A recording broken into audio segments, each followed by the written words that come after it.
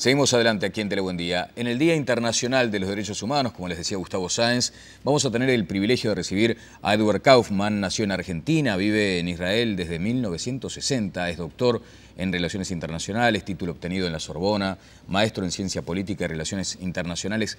Hoy recibirá el doctorado honoris causa por parte de la Universidad de la República. Edward, buen día, ¿cómo le va? Muy bien, encantado. Bueno, es muy grato recibirlo, es un honor. Ha estado por Uruguay, por ejemplo, el año pasado estuvo unas 3 veces, así que...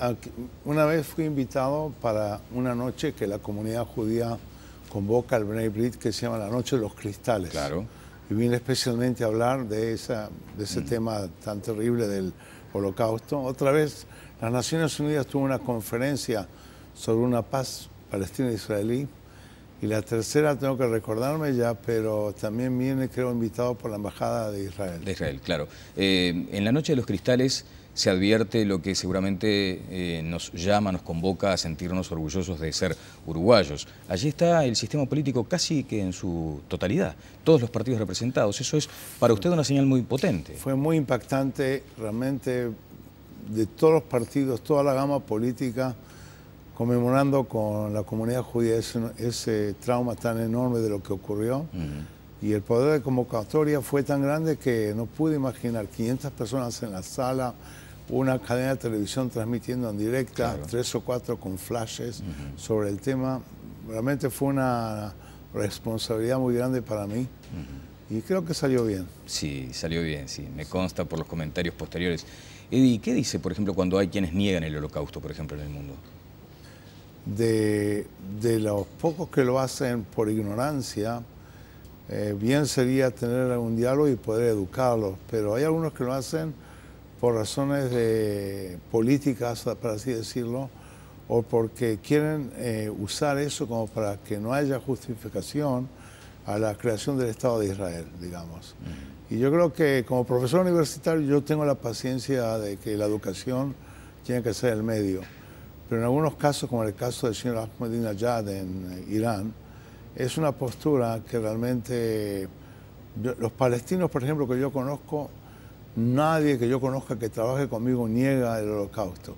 Y ellos son los que quizá pueden más decir que han sufrido la consecuencia del mismo. Pero tenemos esos, en Europa, algunos señores y sobre todo en Irán, que usan eso como un arma para no legitimar que el pueblo judío pueda tener un derecho a volver a su tierra. Bueno, hemos tenido en estas horas, en estos días, un pico de extrema tensión en la Franja de Gaza. Allí hay alineamientos que surgen casi con naturalidad y eso a veces llama la atención o por lo menos inquieta, pero me gustaría tener una primera mirada suya respecto a esta situación que se vive hoy en la zona. Bueno, para ser sincero, yo falto de Israel y los territorios palestinos ya desde junio. Estoy viniendo del norte de Estados Unidos, donde yo trabajo también cada año. Así que mis medios de comunicación son casi iguales a los suyos. Claro. Y podría dar un análisis breve. Básicamente, acá hay una situación de causa y efecto que tiene que ser considerada.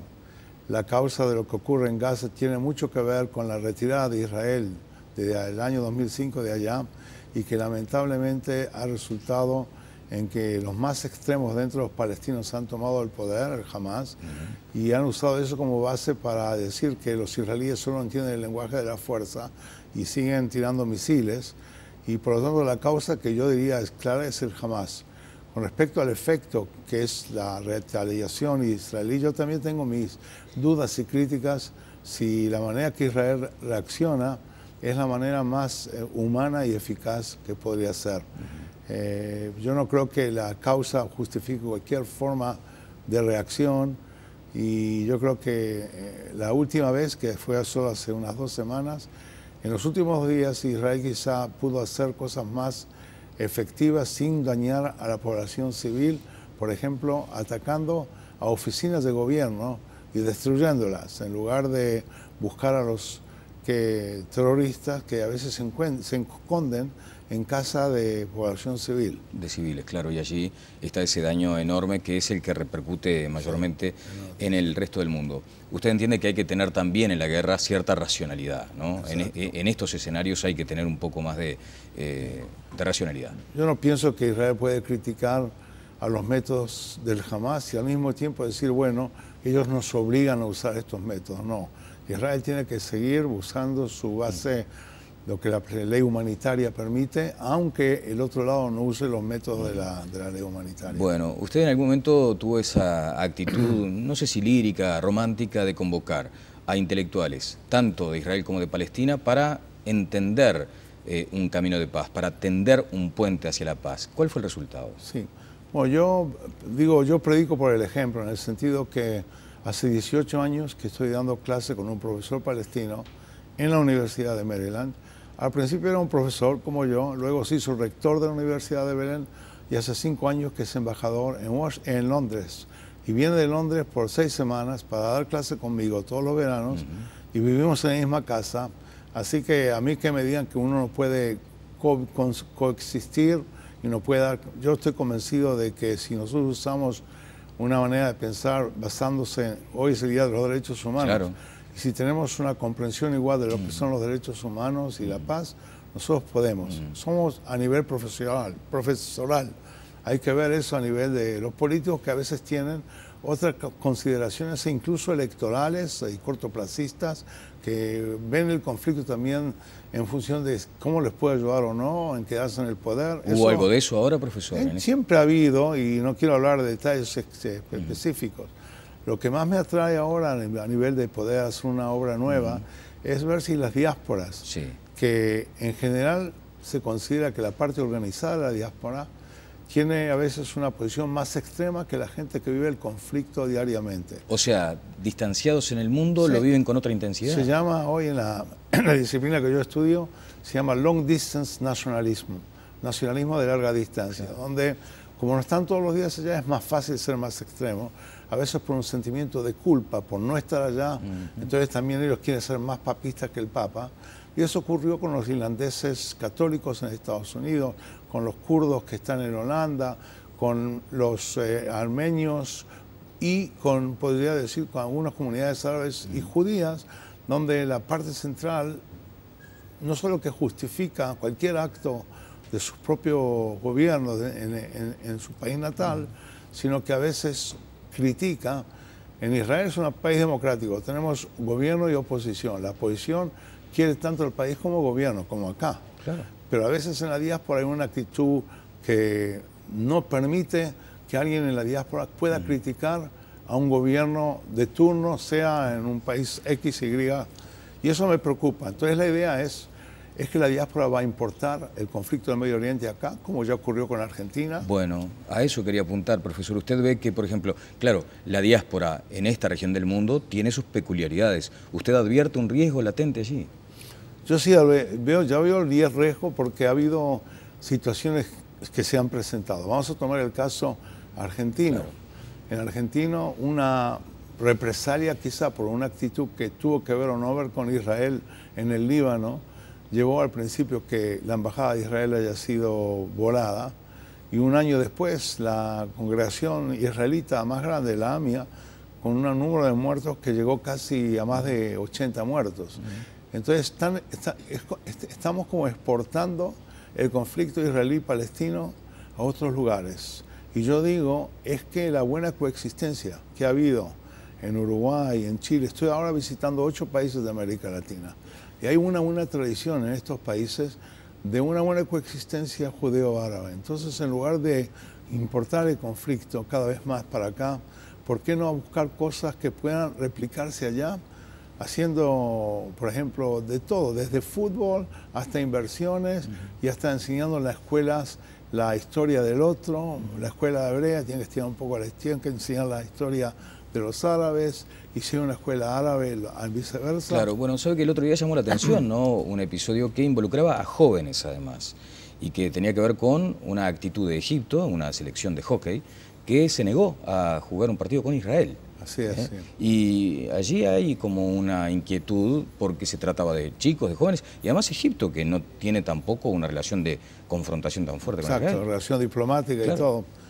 Yo creo que ese tipo de actitud hay que discutirla, pero en forma constructiva, para que eso no vuelva a pasar. Pero sí se puede criticar. Yo creo que Ni que hablar que a nivel de deportes, donde hay una especie de regla de juego de que todo hay que jugar con todo, ¿no es cierto? No se puede boicotear. Bueno, profesor, ¿advierte cierta mirada hemipléjica cuando se habla de derechos humanos? O sea, cuando uno habla de derechos humanos parece que fueran solo derechos, pero para un sector.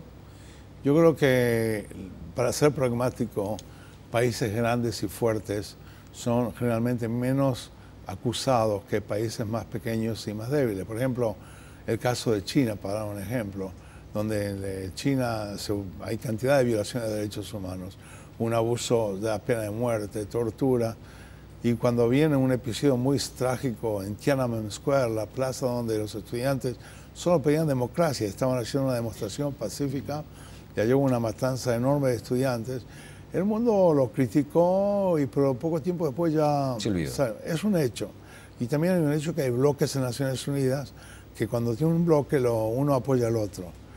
Pero lo que más me da aliento no es justamente las instituciones gubernamentales e internacionales, sino la sociedad civil. Hay gente que, sí, no creo que tengan todos intereses creados como gobiernos. Entonces hay ONGs de derechos humanos. Yo, por ejemplo, muchos años milité muy centralmente en Amnistía Internacional. Por cierto, hoy cuando reciba esta distinción de la Universidad de la República, voy a contar de la anécdota que me llevó tan cerca a Uruguay, claro, y a tratar de salvar la vida de Juan Raúl y Wilson Ferreira. De Wilson Ferreira, Juan Raúl, y poder no salvar la vida, exactamente. Claro, no sé. Entonces, esa actitud de Amnistía Internacional no tenía ninguna condicionado político, era todo en base a principios. Y ahora soy miembro de una que se llama Human Rights Watch, soy un miembro bien activo. Yo digo lo mismo, no pueden acusar. A veces las organizaciones internacionales están demasiado por la víctima y no con los gobiernos. Y a veces los gobiernos dicen, bueno, ¿por qué tanto? Pero mejor que alguien ayude a la víctima, ¿no es cierto? Que los gobiernos se ayudan solos. Bueno, se ha hablado, por ejemplo, de un progreso importante en materia de derechos humanos en esta región del mundo. ¿Usted comparte esa visión? Total. Mire que en 1976, yo estoy recordando, escribí un artículo que se llamaba Derechos Humanos en América Latina, en inglés, y usé la palabra watershed, línea divisoria de las aguas, diciendo que el 96 está cambiando todo. En esa época había 80% de gobiernos militares en América Latina. La señora que era la editora se llama Human Rights Today, dice, no puedes publicar ese título. ¿Qué línea divisoria? Y me puso un signo de pregunta en el título, si es que hay una línea divisoria. Claro. Pero del 76 para ahora ha cambiado increíblemente, no solo a nivel de que los temas como tortura y muertos por desapariciones, presos políticos, eso ha cambiado, sino también en términos de justicia social, de derechos sociales. Más equidad, digamos. Más profesor. Equidad. ¿El tema carcelario sigue siendo el flanco más débil, acaso? Yo no soy especialista en el tema, pero evidentemente hay todos los problemas de países en desarrollo que no tienen los recursos y allá habrá que cambiar mucho también, pero yo le digo, el progreso, ha habido un gran progreso, ¿no? Pero a veces le digo a mis estudiantes, hablando de la situación global, no de América Latina, que estamos cambiando de horrible a terrible. Así que no es que hay que felicitarse. Estamos bien, pero falta por estar mejor. Falta por estar mejor. Bueno, usted en su momento se proclamaba, o digamos lo presentaban como experto en resolución de conflictos. Luego hubo un matiz, por lo menos experto en manejo de conflictos, porque las miradas a veces están mucho más polarizadas, digamos. Exacto. Este campo es bastante nuevo, comenzó a nivel académico hace unos 30 años. Al principio la gente, como en todos los casos, es un poco más idealista. Entonces tuvo esa ambición de hablar de resolución. Después, la realidad impuso otra cosa, y empezó a llamarse manejo, que no queda muy bien, y pasó a ser gestión. Claro. Porque manejo parecía como manipular, etc. Pero lo que está de moda ahora, y lo que a mí me parece más correcto, es la transformación de conflictos. Eso viene de un señor menonita que se llama Lederach, Jean-Paul Lederach, y él dice lo siguiente: si tú quieres realmente buscar formas de solucionar conflictos, tiene que haber 4 transformaciones. La primera, la personal. Si no te das cuenta, y puede desde la pareja hasta a nivel de 2 países, ¿no? Si no te das cuenta que hay otra manera mejor de resolver conflictos, no va a durar. Entonces tiene que empezar a cambiar personalmente. Son cosas mínimas a veces, el lenguaje. Si yo te digo, tú tienes la culpa y te señalo, te hiero, pero si yo digo, yo pienso que tengo razón, estoy diciendo lo mismo, claro, pero no estoy hiriendo. O veamos responsabilidades en lugar de culpa, ¿no? Exactamente. Entonces, claro, a veces la semántica ayuda mucho. La transformación personal, después la transformación de mi propio grupo. Yo voy a negociar con otro grupo, estoy peleado en mi propio grupo, es muy difícil. Claro. Entonces, ponerme en consenso con mi grupo. Después la transformación con el enemigo, entre comillas. Y finalmente, si se pone, yo hago un documento de consenso cuando trabajo con israelíes o palestinos o armenios o turcos. Ahora estoy trabajando con cubanos y estadounidenses de primera línea. Creo que es el único grupo que se reúne ya hace 3 años. Se llama Taller Académico Cubano-Estadounidense. Y bueno, ese grupo tiene 40 resoluciones que se ha puesto de acuerdo. Pero la última transformación es poder transformar política de gobierno. Claro. Estamos hablando de académicos. Claro. Entonces, personal, intragrupal, entre los dos grupos, y luego la transformación de la política de un gobierno. En eso estamos. Bueno, no sembrar, digamos, sobre plástico, sino sobre tierra fértil, ¿no? Que vaya permeando, si no, no tendrá efecto ninguno. Claro. Bueno, Edward, le quiero agradecer muy especialmente el honor de compartir con usted estos minutos. Además, hoy recibirá el doctorado honoris causa de la Universidad de la República, de lo que representa para nosotros también el privilegio de haber contado con usted. Así que seguiremos en esto del manejo de conflictos, en todo caso, yendo de comunidades, ¿no? Gestión. Yendo de comunidades pequeñas en la diáspora hasta llegar, ojalá, algún día a la paz internacional y allí en ese punto tan conflictivo. Muy amable, ¿eh? Muchas gracias a ustedes. Edward Kaufman estuvo con nosotros. Vamos a ir a una breve pausa, ya está Fernando Pereira del PIT-CNT con nosotros, estará en vivo, también hay mucha más información por compartir.